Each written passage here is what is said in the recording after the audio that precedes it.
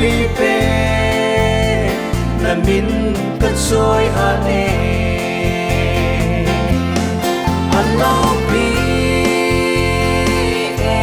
ne ngai rut na lama ki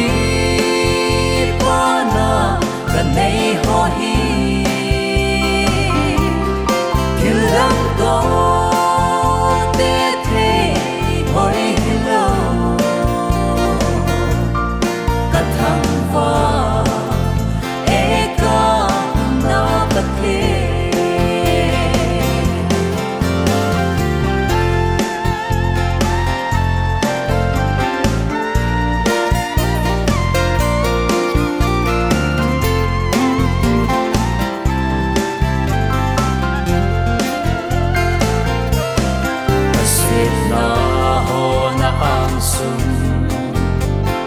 Agapon site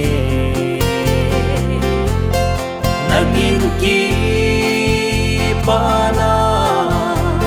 agaw nay pisi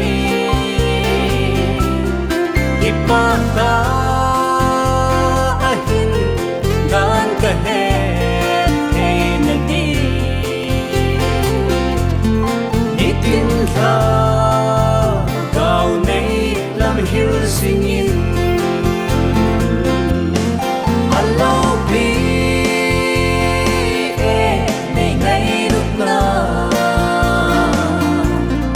nang ai ki pa na kan nei ho hi kilang to te tre hoi hello